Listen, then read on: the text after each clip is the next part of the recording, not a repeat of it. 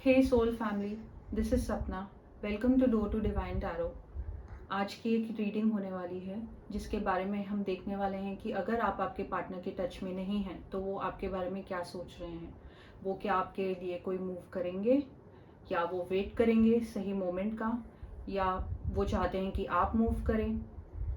So let's start this reading with a lot of love and positivity and send them lots of positive vibration. I have two piles in front of me. Pile 1 is the green aventurine and pile 2 is the angel stone. आप जिस भी stone से resonate करते हैं, एक second लीजिए और उसके ऊपर मेडिटेट कीजिए, and then we will start with the reading. Hi guys, all of you who chose the pile 1, let's start with the reading. Let's start this reading with a lot of love and positivity. Green aventurine, इससे मुझे ये समझ में आता है कि आपके जो पार्टनर हैं बहुत ही cool headed and cool minded हैं. वो आपकी नेचर में उन्होंने पीस वो बहुत पसंद करते हैं. जब भी वो आपके संग वक्त बिताते थे तो उनको लगता था कि उनकी जितनी भी टेंशन है, स्ट्रेस है, काम का, लाइफ का, वो भूल जाते थे और उस वक्त में एकदम गुम हो जाते थे. तो let's start with the reading now. 10 of Cups, इससे मुझे ये पता चलता है कि आपके पार्टनर के आगे फ्यूचर प्लान्स आपके संग बहुत थे. वो बहुत सीरियस थे इस रिलेशनशिप में. उन्होंने शायद इस बारे में भी सोचा होगा कि वो आपकी फैमिली को अप्रोच करें, अपने रिलेशनशिप को वो एक नेक्स्ट लेवल पे लेके जाना चाहते थे. कुड बी पॉसिबल दैट जो उन्होंने ड्रीम्स देखे थे आपके संग लेके, मोस्ट प्रॉब्ली उनकी फैमिली शायद इस चीज़ के लिए इतना सपोर्टिव नहीं थी. इस वजह से शायद कुछ ऐसे रीजंस आए कि उनको लगा कि उनको एक स्टेप बैक लेने की ज़रूरत है. दूसरी वजह ये रही, एस ऑफ पेंटिकल्स. कुछ ऐसा टाइमिंग उनके लाइफ में चल रहा था जहाँ पे उनका बिजनेस और उनका काम उनके लिए प्रायोरिटी पे था. शायद इस वजह से वो आपके ऊपर फोकस नहीं कर पा रहे थे. बट ऐसा कभी नहीं था कि उन्होंने आपके संग आगे बढ़ने की नहीं सोची थी, बट उनकी लाइफ की प्रायोरिटीज और इम्पोर्टेंस चीज़ें उनको ज़्यादा डोमिनेट करने लग गई थी. ऐसा फील होता है कि आपके पार्टनर अपने करियर में बहुत सक्सेसफुल हैं. उनको बहुत सारी मीटिंग्स अटेंड करनी पड़ती हैं, बहुत सारे कॉन्फ्रेंसेस में जाना पड़ता है और उनका ट्रैवलिंग बहुत ज़्यादा होता है. उस वजह से भी शायद वो आपको उतना वक्त नहीं दे पाते थे अपने रिलेशनशिप में जितना आप एक्सपेक्ट करते थे. And he use to feel guilty about it. उनको हमेशा ये लगता था कि आई विश उनको समझ में आता था ये चीज़ कि आप एक्सपेक्ट करते हैं कि आप अपने प्लान्स बनाएं, आप उनके संग ट्रैवल करें, आप उनके संग हॉलीडेज पे जाएं. बट वो ये उस वक्त पे पॉसिबल नहीं था क्योंकि उनका काम उनकी लाइफ की प्रायोरिटी रही है. और कुछ हद तक ये भी पता चलता है कि उनकी फैमिली की बहुत एक्सपेक्टेशंस है उनको लेके. He has to create a name for himself और वो अपनी एक करियर में एक जर्नी पे हैं जहाँ पे वो रुक नहीं सकते, because that's not in his nature. वो उनकी नेचर में नहीं है कि वो रुकें और अपने काम से ब्रेक लें, बिकॉज फिलहाल वो बहुत एम्बिशियस एनर्जी में हैं एंड वो इसी तरीके से काम के ऊपर ही फोकस करना चाहते हैं. तो शायद ऐसा हो सकता है कि वो फिलहाल कोई मूव ना ले and he will continue to focus on his career. It is a very heavy energy. ऐसा फील होता है कि आपके पार्टनर बहुत ज़्यादा आपके बारे में सोचते हैं. उनके मन में बहुत सारे रिग्रेट्स हैं, गिल्ट फीलिंग्स हैं. शायद उनके मन में ऐसा भी आ चुका है कि whether you deserve somebody better. उनको ऐसा लगता है कि जो आपकी एक्सपेक्टेशंस थी इस रिलेशनशिप से लेके और आपके जो फ्यूचर प्लान्स थे वो उसके बारे में कोई मूव नहीं ले पाए. देखते हैं आगे वो आपके बारे में क्या सोचेंगे और क्या मूव लेंगे. The hangman, the star and the moon. आगे की एनर्जी उनकी बहुत ब्लॉक लग रही है. ऐसा लगता है कि वो फिलहाल कोई भी मूव लेने के लिए रेडी नहीं है. वो चाहते हैं कि पहले वो सेल्फ इंट्रोस्पेक्ट करें. अपने बारे में बहुत सारी चीज़ें हैं जो वो बदलना चाहते हैं. मे बी उनको एक आदत सी थी अपने इमोशंस को बॉटल अप करने की एंड शायद वो अपनी फीलिंग्स आपको एक्सप्रेस नहीं कर पाते थे. तो बहुत सारे रिग्रेट्स के संग वो अपना वक्त गुजारते हैं. आपके बारे में सोचते बहुत हैं. वो चाहते हैं कि जब वापस वो कभी आपकी तरफ बढ़े और कोई मूव ले तो वो चाहते हैं कि वो और एक्सप्रेसिव हों. वो अपनी फीलिंग्स आपको खुल के ओपनली बताना चाहते हैं. ये उनकी सबसे बड़ी रिग्रेट थी कि वो शायद आपको जता नहीं पाए और शायद आपको उस तरीके से एक्सप्रेस नहीं कर पाए. शायद आप बहुत अपने रिलेशनशिप में मिस करती थी कि आपके पार्टनर आपके लिए जेस्चर्स करें और आपको एक बॉलीवुड टाइप का रोमांस जो आपको पसंद था वैसा होना चाहिए और वो कभी. The next card is star card. Your partner views you as the star of their life. उनको ऐसा लगता है कि जो इंसान उनकी लाइफ में आया, उनको ऐसा लगा कि एक एंजल आ गया उनकी लाइफ में. You brought a lot of happiness and a lot of peace in his life. So it's quite possible that वो बहुत लंबे टाइम तक शायद कभी डेटिंग का या किसी रिलेशनशिप में जाने के बारे में सोचेंगे भी नहीं. वो आपकी यादों में ही इतना आपको याद करेंगे दैट आपको एक्चुअली टेलीपैथिकली ये फील होगा कि ही इज और she is thinking about you, because you're the star of their love life. Like for a long time they won't be able to forget you. Probably they'll just keep on holding on to this energy.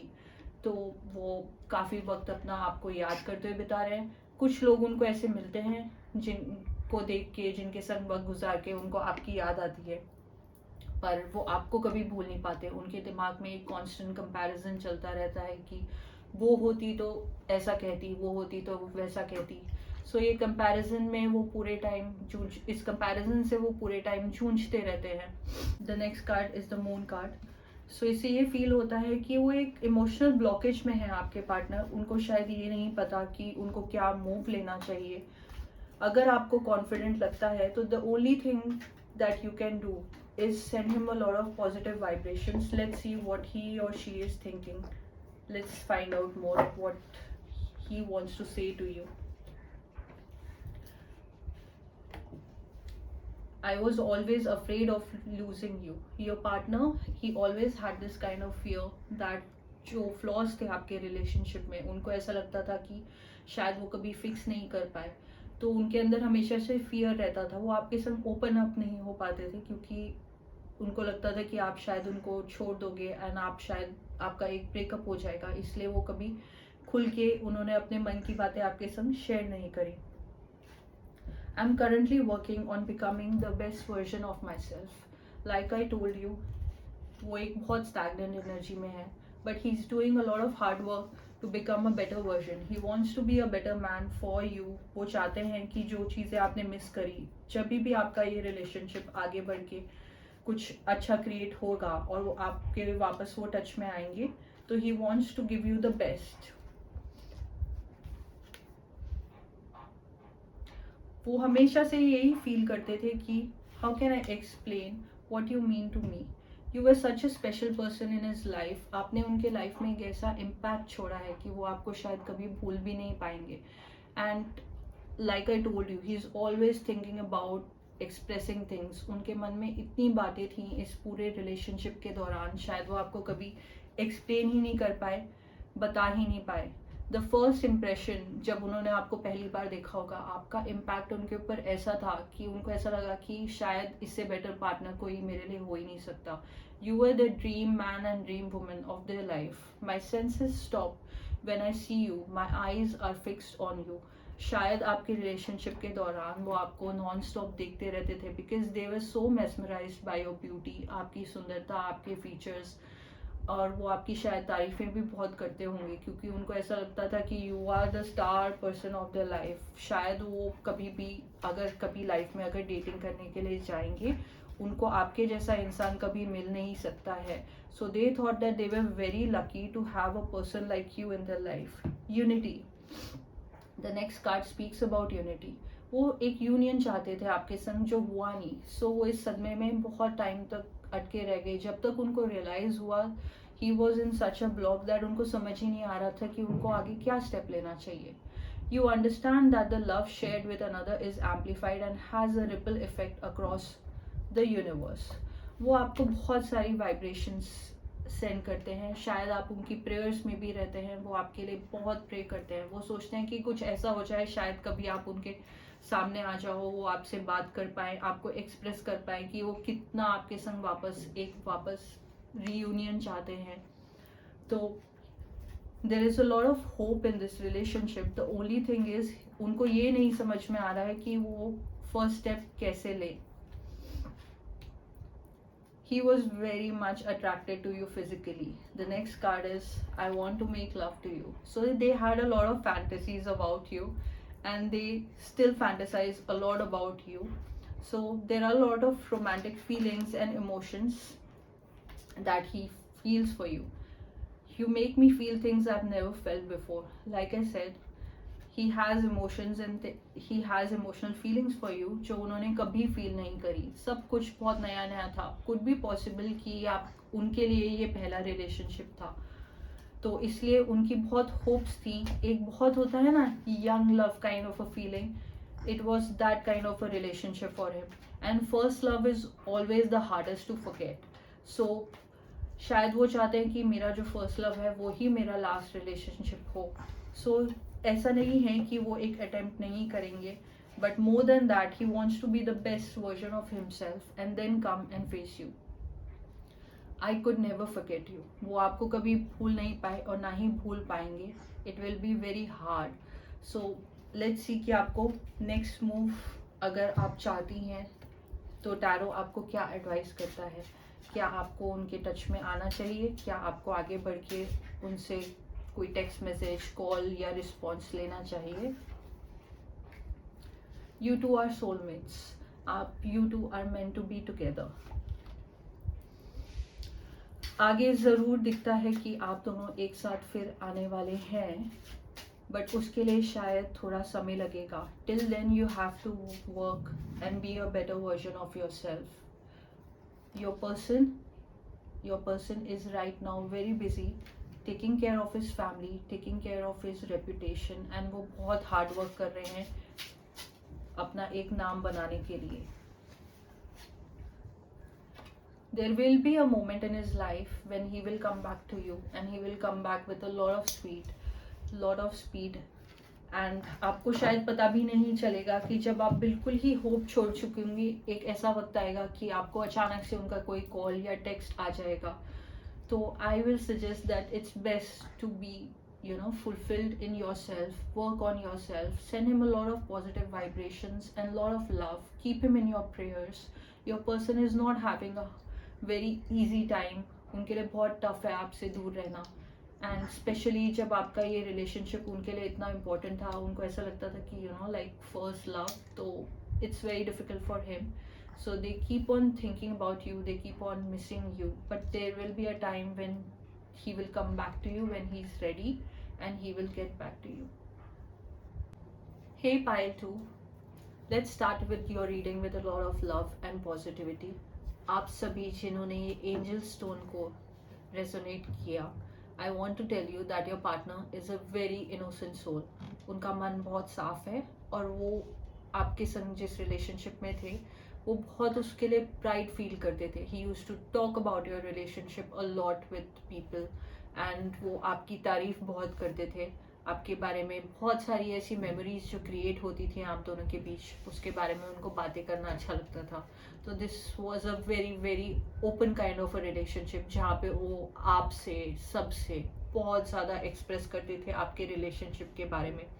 Other than that I feel that वो आपको बहुत they used to feel that you're a very divine person. आपकी एक personality ऐसी है जिसमें वो खो जाते थे. They used to feel that you're a very divine person, you're very spiritual, and they used to admire that quality quite a lot. Let's see what the cards have to tell about your person. पहला ही card बहुत heavy card आया है, the devil card. So it's quite possible कि उनको शौक था कि वो आपके रिलेशनशिप के बारे में सबसे बातें शेयर करें, एडवाइस लें. He was a very social person. He or she was a very social person. उनको पार्टीज जाना, गेट टुगेदर्स में जाना, हाउस पार्टीज करना बहुत पसंद था. एंड जब भी वो लोगों के संग टाइम स्पेंड करते थे वो आपके बारे में और अपनी रिलेशनशिप के बारे में बहुत बातें करते थे. जैसे कि नो फिल्टर. उनके कई लोग ऐसे होते हैं जो दिखाते कुछ हैं और होते कुछ हैं, बट उनका ऐसा था कि जो है उनके लाइफ में, उनके रिलेशनशिप में, वो सबके संग शेयर कर देते थे. Your partner was like an open book जिसको कोई भी पढ़ सकता था. उनके लाइफ में कोई मिस्ट्रीज नहीं थी, कोई सीक्रेट्स नहीं थी. And I am pretty sure कि जब उन्होंने आपको पहली बार देखा था, उन्होंने अपने किसी बेस्ट फ्रेंड या अपने किसी friend of group of friends से जाके आपके बारे में बातें करी थी. And I feel the 8 of wands, जब आप आपके पार्टनर की लाइफ में आए, एवरीथिंग हैपेंड सो क्विकली कि आपको एक्चुअली टाइम नहीं मिला ये जानने का, ये सोचने का कि your relationship has actually started. It started with a lot of whirlwind kind of a romance, कि सब कुछ बहुत रोमांटिक होता है. एंड आप उनके संग हैंग आउट करने लग गए, प्रॉब्ली कॉफ़ी शॉप्स पे, पार्टीज़ पे, and you had a very social life. तो आप दोनों बहुत दिखते थे, आप शायद probably I get a feeling कि आप दोनों सोशल मीडिया में बहुत होते थे, तो आपके अपडेट्स बहुत रेगुलर होते थे। I can see here the queen of cups, आपकी एनर्जी को वो एज अ क्वीन व्यू करते हैं, उनको ऐसा लगता है you are like a queen in their life. Maybe you are very classy, आप बहुत स्टाइलिश थे, आप बहुत फैशनेबल हो, एंड वो ये क्वालिटी बहुत एडमायर करते हैं। आपके ऊपर एक्चुअली लोगों की बहुत अटेंशन जाती है because you are so beautiful and your personality is such कि आप शायद जिसके संग आप बैठते हो वो लोग अपना मन खोल के आपके सामने रख देते हैं। एंड ऐसा ही हुआ होगा शायद आप दोनों के बीच में कि जब आप दोनों साथ में रहने लगे, may be your partner was very very quiet and वो बहुत रिजर्व नेचर के थे आपके सामने। और जैसे ही आपने उनके संग बातें करना शुरू किया, उनके संग हैंग आउट करना शुरू किया, एंड यू आप दोनों टाइम स्पेंड करने लगे, ही or she opened up, and उन्होंने देखा कि आप जितने कॉन्फिडेंट पर्सनालिटी हो, उनको ये क्वालिटी बहुत पसंद थी। एंड वो शायद इस क्वालिटी को मैच करने के लिए उन्होंने अपनी सोशल लाइफ और अपनी पब्लिक लाइफ में आपको समझा कि आपको दिखाना, उन सब से मिलाना, मिंगल कराना। ही thought that this was a very good idea, but I feel that it kind of backfired. इस वजह से आप दोनों के रिलेशनशिप में बहुत जेलसी और बहुत नेगेटिविटी आती थी। शायद ये आपको रियलाइज भी नहीं होता था, बट ये नेगेटिविटी और ये जेलसी आप दोनों के बीच में बहुत सारी फाइट्स और मिसअंडरस्टैंडिंग क्रिएट करती थी। There was a lot of outsiders opinion, बहुत सारे लोग आपके बारे में और आपके रिलेशनशिप को जज करते थे, ओपिनियंस देते थे। तो आपकी कहीं ना कहीं रिलेशनशिप में एनर्जी लीक हो रही थी। The king of cups, your partner was very true and very faithful towards you. So I feel that उनका जो नेचर थी, बहुत सारे लोग उनको बहुत एडमायर करते थे उनकी नेचर के लिए। उनके संग he was the spark in a party.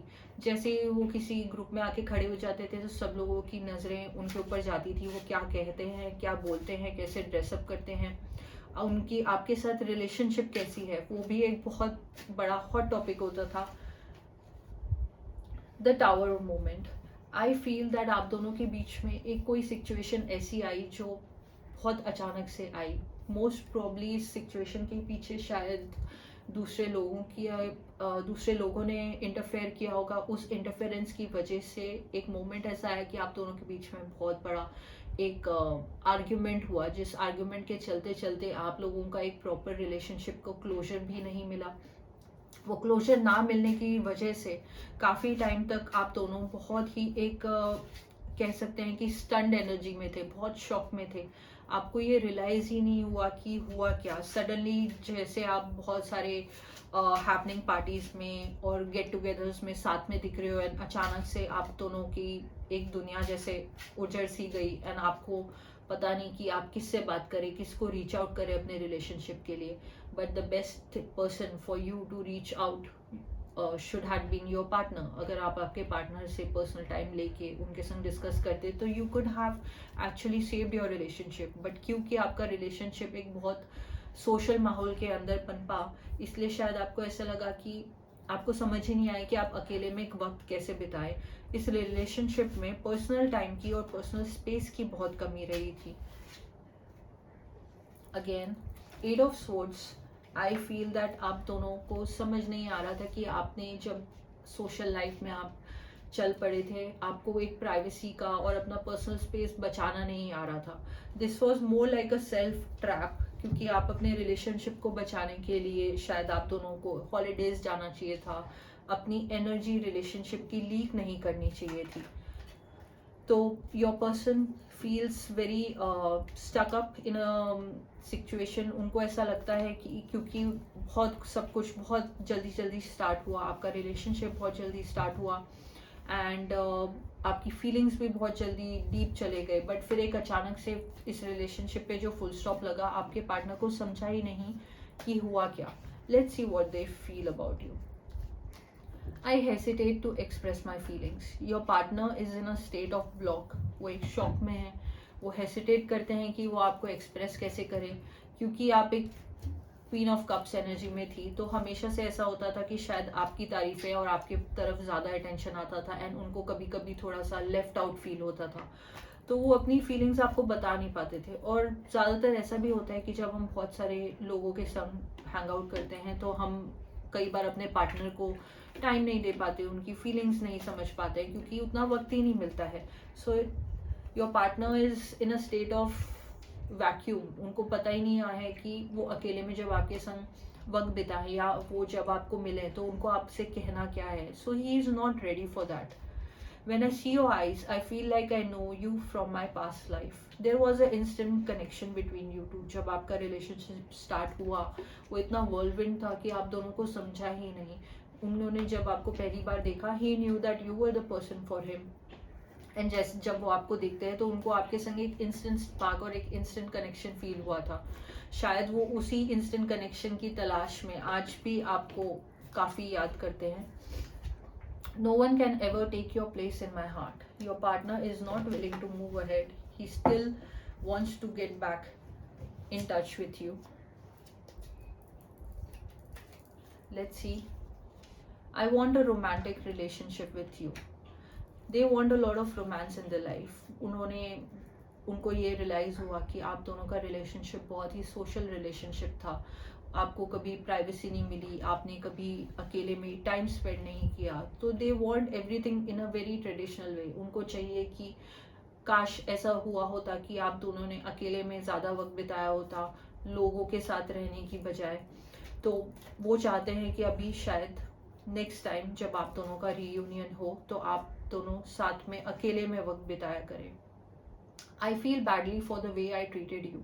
You didn't deserve it. It's quite possible कि एक सोशल लाइफ में घुस के रहने की वजह से उनको ये गिल्ट फीलिंग है कि वो शायद आपको उस तरीके से वक्त नहीं दे पाए। वो सोचते हैं कि उनको as a partner, as a spouse, आपका पर्सन होने की वजह से उनको जो आपको अटेंशन देना चाहिए था वो दे नहीं पाए, और उन्होंने एक चक्रव्यूह सा बन गया था सोशल लाइफ का आप दोनों की लाइफ में। तो वो इसके लिए बहुत गिल्ट फील करते हैं, और वो एक्चुअली अकेलेपन में जब बैठे होते हैं तो वो ये सोच रहे होते हैं कि वो कहाँ गलत गए।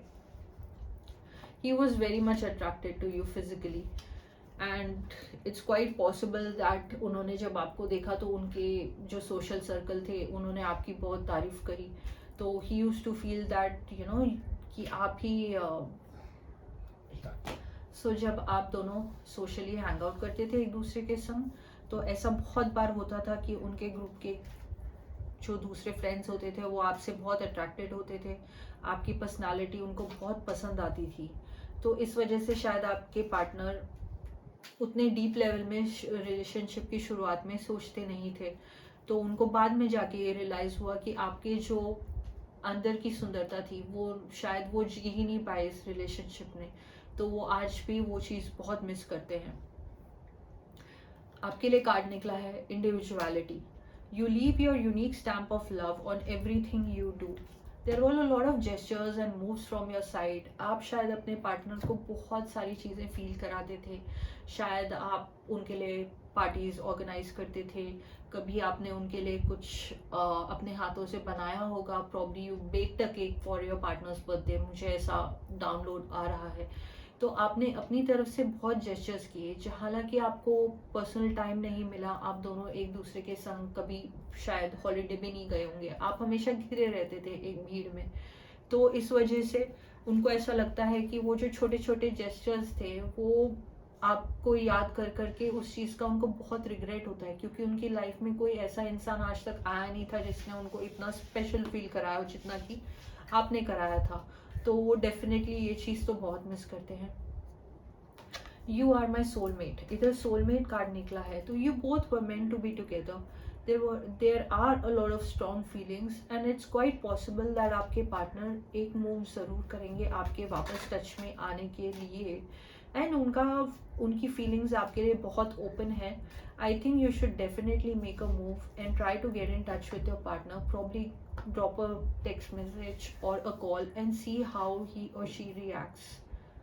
आई will forgive you, this is more like a green signal कि अगर आपने कोई मूव लिया, your partner is more than ready and very happily waiting for you to make that first move and start with this second innings of your relationship. तो मुझे लगता है कि you should always try to probably talk to their friends and see if they are willing to meet up and try to solve all your problems that were there in your life. With that, lots of good luck, and I hope I see you again next week.